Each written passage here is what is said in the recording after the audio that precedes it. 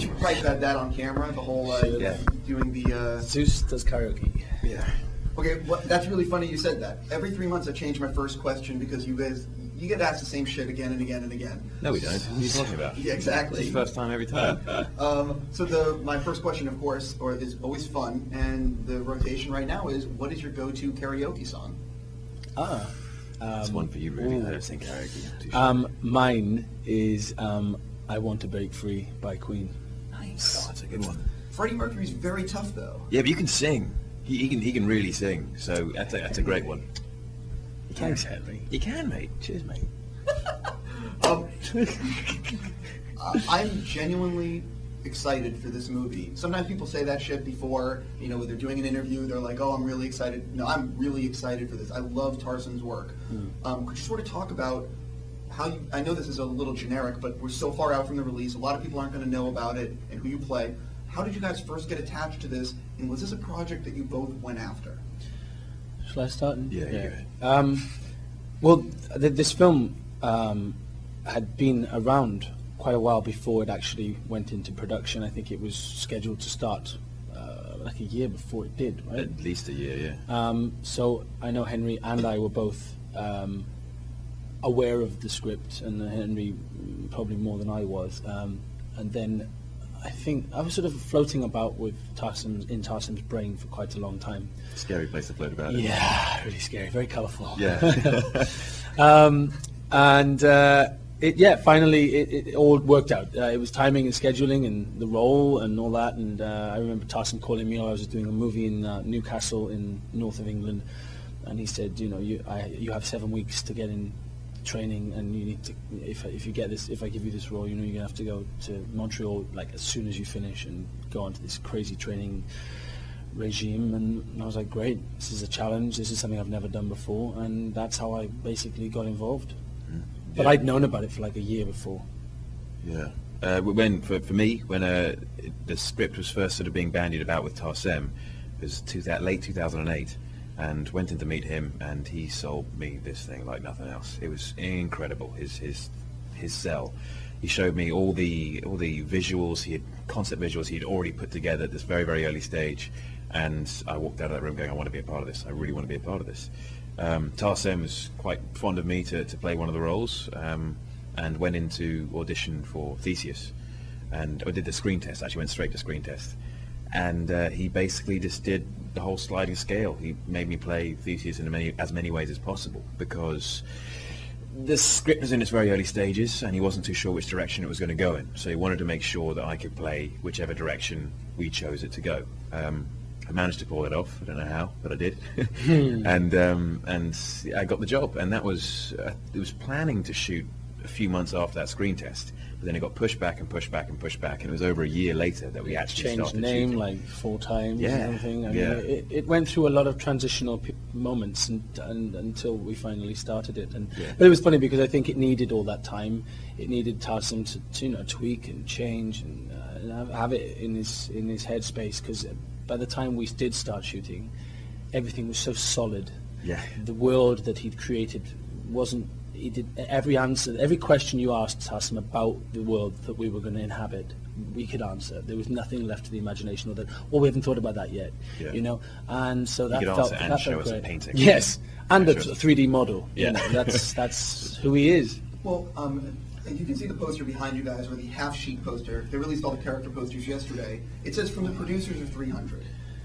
This is obviously, you see people, swords, stuff like that. Could you sort of talk about the differences between 300, or maybe if there's some similarities, or for people who are a fan of that movie? I think obviously the similarities are the fighting nature, the action of it is visceral and exciting. So that's the major similarity. I think the major difference is that 300 is an event story, where Immortals is a journey involving many different chess pieces. And it's you get to follow a character and their story throughout, as opposed to it being just one event. Yeah, I absolutely agree with that. That's a fantastic way of describing the film. Yeah, Mr. Evans concurs. I concur. Have you guys seen, they're showing the teaser trailer today at WonderCon. Have you guys seen any final footage from the movie, or are you seeing it today for the first time? I think I've seen the teaser trailer. I'm not too sure whether it's changed from when I saw it or not. But very excited. Very excited. That's all I've seen as well. I mean, I did do a tiny bit of ADR when I was in LA a couple of weeks ago, but it was very, very small amount. And there's a lot. There's reshoots we're doing and ADR, and there's so much to do. So we probably won't get to see the final specimen until much later on in the year. Well, the thing that I found about Tarsen's work previously is that it's very stylized.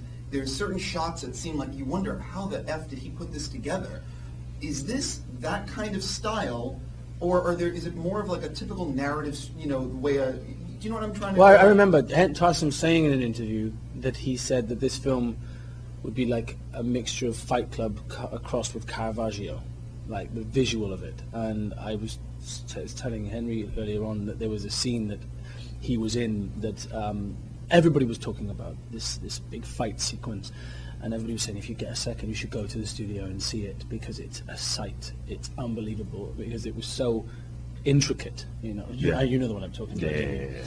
And it was incredible. And I went and stood there. I didn't even need to look at the screen, because what I could see with my own eye was breathtaking. It was like a painting, a Caravaggio painting. And he is an artist, Tarsen. He's a director and all the storyteller, but he is an artist. He has an eye. I mean, if he could pick up a paintbrush, he could have drawn this. That's what he's like. He leaves nothing missing. It's all filled in.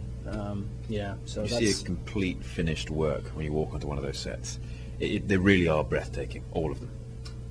Talk a little bit about, with him as a director, and it's so stylized, how much did you guys have the ability to improv on set or find things on set, or how much as an actor do you need to know exactly what you're doing prior to that shoot? He gave us a lot of freedom to work and do what we wanted with our character, while working within specific guidelines that he gave. And if anything went too far off track, then he'd turn around and say, right, okay, now play it down this line or play it down that.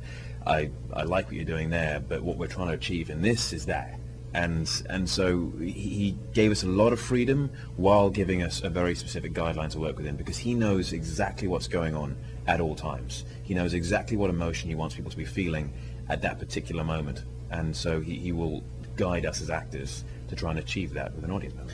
Yeah, and I think a good director will always listen to the actor, and we all tweaked our lines, to make them sound correct in our mouths when we produce, when we say the line, and there was things I was saying, and I remember having a brilliant day when I spoke to one of the older actors in the movie, who's a legend, and I sat with him and talked to him, and I said, this isn't working right, and he just said, well, just swap that there, move that round, and that sounds right. I said it, and it sounded right. I took it to Tarsen, and he was like, yep, great, whatever, do it, perfect. I trust you, and that was nice, because we trusted him, and he trusted us. He cast us because he believed in what we could do and what we could deliver, and that was a lovely thing. But we all did it, didn't we, with the script? I remember. Yeah, we all changed it. So it was very much a team mentality. It's sort of, you'd sit down and you'd work it as a group and say, what works best for you, what works best for me, and then Tarsen would come in and put his 10 cents in as well, and it really did just work. It was a great machine. 300 led to a lot of other projects for the people involved. It was a big hit. Fans loved it. Are you hoping that perhaps you'll land another gig after this comes out? People will see you. You might get cast in something else. Oh goodness, let's hope you get cast in something else anyway. Yeah. Well, no, I was actually just, my joke didn't work at all. I'm not very funny, but I'm actually excited about... Didn't get it. That's our fault, not yours. No. You both actually have stuff coming up that I'm very excited about, and I definitely, before I run out of time, like there's a minute left, I want to talk about it. You have Three Musketeers coming out, which I'm curious about. You obviously have some hero movie, which no one cares about. Let's talk about Three Musketeers and the other stuff that's going on with you. Yeah, well, I went straight from Immortals to the Three Musketeers, which we shot in Germany, in Bavaria, and castles and residences all over. It was epic, and that was shot in 3D. We used the Vincent Pace, James Cameron technology, which was on Avatar. We had 6 of the cameras on our shoot. I think they only had 8 in existence at the time, so we were very, very lucky. And it was a very interesting process to be able to see playback on huge flat screen TVs with glasses. It was always in 3D, and the depth was always the most staggering thing as you saw the scene, because everything was alive, and there was you felt like there was 60 layers, and that was very unusual to watch. But it was a great film, full of action. I was right where I needed to be when I started it, because I'd just come off Immortals. I was a bit bruised and battered, and a few cuts, and weary legs from all the exercise. But I was in a very good place. So it would probably been a little harder if I hadn't have come off Immortals. But yeah, that's what I did, and then I did The Raven after that with John Cusack. I could talk a lot about that. I'm a big fan of that director. But you can't. So Henry, talk about your silly film. No. And obviously, for fans of Zack Snyder and Superman, I guess could you talk a little bit about how you're getting ready to play this character? At this early stage, it's just doing some foundation training. The guys from Jim Jones, Mark Dwight, is training me, and he's given me I've done about a month so far of foundation training. Really hard stuff. Just get my body used to the real stuff, which is coming up soon. So at the moment, it's just getting my body in the right aesthetic shape. Well, two quick things I just wanted to say. I heard you're filming in Chicago. Is that true? Possibly. I don't know how much I can tell you. Okay. Well, I'll just say what Zach has said, and he talked about how it's going to be very realistic. I'm a big fan of superhero movies and blah, blah, blah, and the whole realistic aspect of it sounds really cool. Yep. Which, again, Zach has said. Is that something that excites you about the...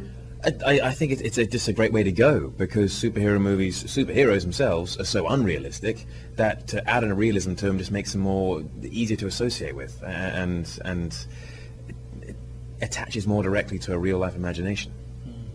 Cool. I know I'm going to have to wrap with you guys, so I'm both going to say enjoy being semi-anonymous right now for both of you, and I'm genuinely looking forward to Immortals. Really. Thank you.